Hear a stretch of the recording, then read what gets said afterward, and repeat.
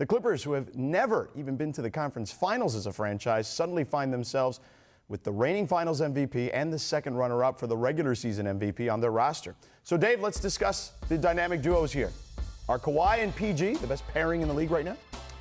They're fantastic, but there's another pairing right down the hallway at Staples Center in LeBron James and Anthony Davis. That's the best combo in the league, and not because of any shade on the Clippers tandem, but there's one thing that LeBron and AD will complement each other on the court with, it's running the pick and roll.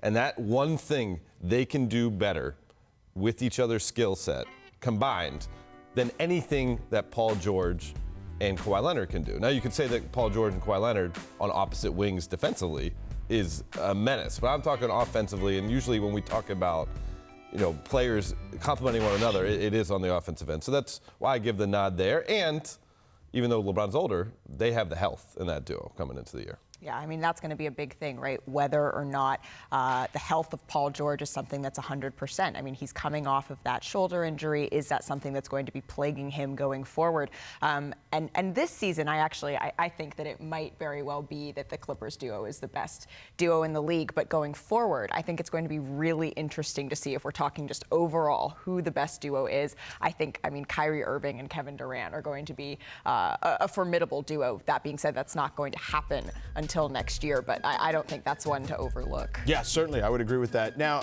I'm with you on this, Dave. Like, I believe that LeBron and AD probably complement each other better, at least at this particular moment. And by the way, AD probably complements LeBron better than any other teammate he's had. He's not the most accomplished teammate. That would probably go to Dwayne Wade at this point still.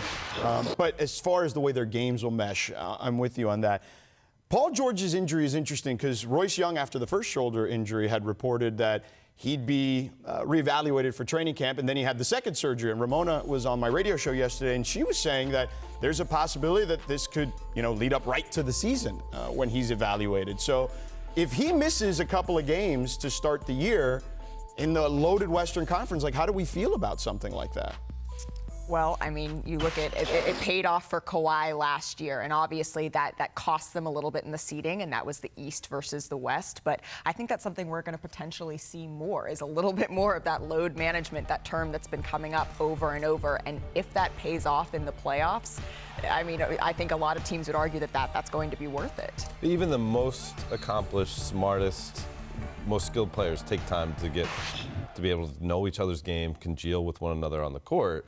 And if you're losing time from training camp, it puts them behind the eight ball. So even in that part of the conversation. Even with the Clippers having pretty much almost everyone else in place who's played together. I know they haven't played with those two guys. Who's going to touch the ball the most? Those two players. Right. So if they are losing out on opportunities to work through that, what it looks like in training camp because of health concerns, maybe come March or April when winning time really matters in the playoffs, they will be the best duo. But I think going into the year, you'd say LeBron and AD. So we did the duos. What about the entirety of the roster right now, Dave? What do you think? Clippers are a deeper roster, and this group, as currently constructed, for the most part, obviously they sent out Gallinari this summer and they made some tweaks. They, took 2 games away from the Warriors last year.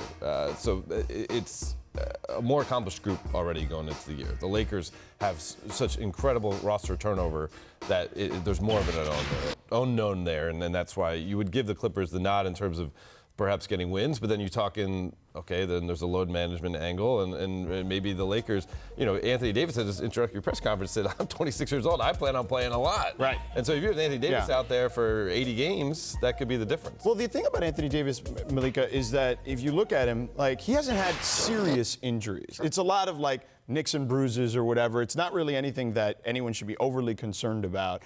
Unlike, for example, as Dave pointed out, and you pointed out, Paul George, right? 2 shoulders, right. That's a big difference. Something a little bit more serious. But to Dave's point, I think depth, especially when we get to the playoffs, really matters. And with the Clippers, you have a group that not only do they have a lot of depth, but they're very solid in the roles that they have. You have guys that are happy to be coming off the bench. There's not going to be that jockeying in the same way that you might see on that Lakers roster. So I think that's going to be playing a factor too. You have guys that are comfortable being the 6th man, guys that were, like Montrezl Harrell, who were the runner-ups in those sorts of categories. So I think that come crunch time, come playoff time, they might have a slight upper hand there, even if they have the talent. The Lakers have the talent. So you're just subtweeting DeMarcus Cousins. Is what we're doing. We're Subtweeting DeMarcus Cousins. Oh, I see.